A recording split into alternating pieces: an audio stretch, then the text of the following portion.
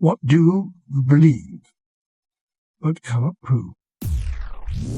I went to a Guns N' Roses Axl Rose concert during the Barrelhead days, around 2006, I think. Anyway, I'm about 99% sure that the singer on stage was not really Axl. I was such a huge fan, so I'd seen them on this tour a couple times already.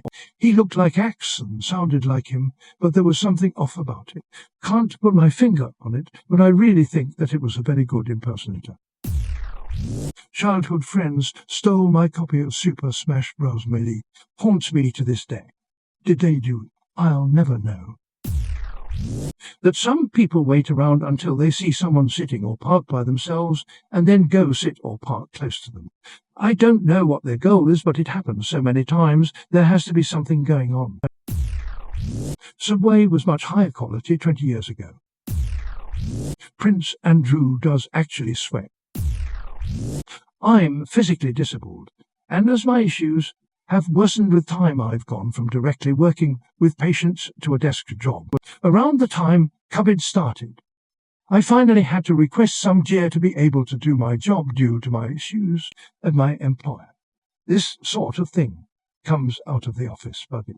Recently, I got an interview for another area, and it went really well. A short time after, a coworker I vaguely know contacted me and asked me a lot of questions about my disability and the recent aid I needed to continue doing my job. I didn't think anything of it, as people get curious and ask me questions every so often. She did ask a lot of oddly in-depth questions about how our employer made changes for my disability.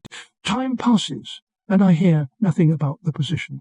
I contact the hiring manager, and whereas before she was friendly and open, she talks to me now like she's someone with a gun standing behind her, and she is afraid to say the wrong thing. Eventually she tells me the position was filled, and she doesn't know why I wasn't told ... even though she's the one who would do the notification. A few days later, it's announced that the woman who was asking me all the questions got the job. I had no idea she was interviewing, and I suspect one of her higher-up friends tipped her off I was her competition. From things that have happened since, I suspect she talked about me in the interview and convinced the hiring manager hiring me would mean expenditures to account for my disability, and that being disabled I wouldn't be able to keep up with my work like non-disabled employees, but I can't prove any. When my mum died, my dad and I basically lived in a stupor for nearly a full year. But then we both kind of agreed we needed to move on, and we spent all of August and September cleaning and renovating our apartment from top to bottom, keeping things of hers that were important and giving away / donating / tossing the rest. All of her clothes, makeup, perfume, we gave away or donated. I steam cleaned the floors and upholstery twice. We kills primed the walls and painted, and then scrubbed and / or painted anything that stood still long enough. We even got new curtains and blinds. It looked like a new place. It smelled like a new place. Christmas was big for my mum, and I've strong memories of her staying up all Christmas Eve baking and wrapping last-minute gifts. We did not celebrate Christmas the year before. Both of us had barely even noticed it had passed. So the next year I stepped into the idea of taking up the traditions my mum had left behind, including the staying up late, and finishing baking and wrapping.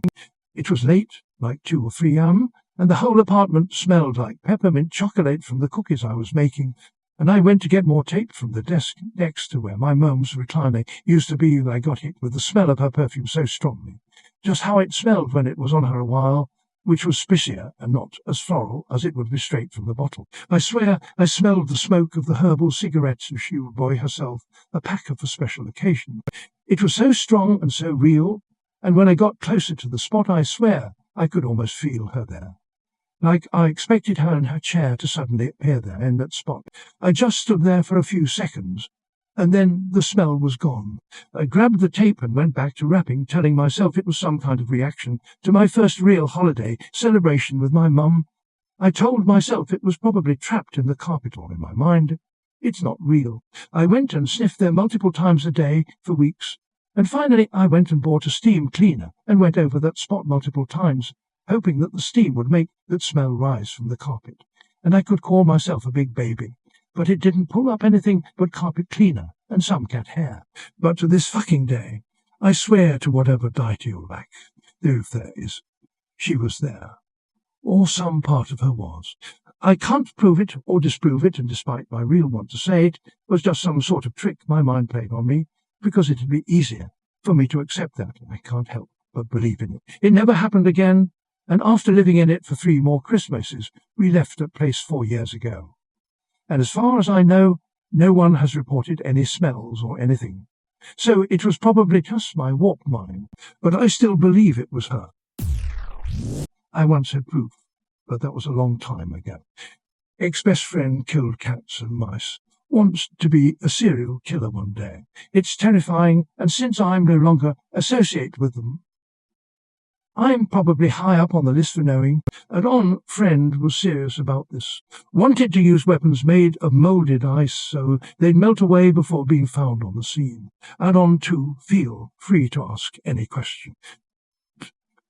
Thank you for the upvotes. People in general across the world want to live in peace. Google Maps collects data on speeding/driving habits and sells them to insurance or another private company, even with location off.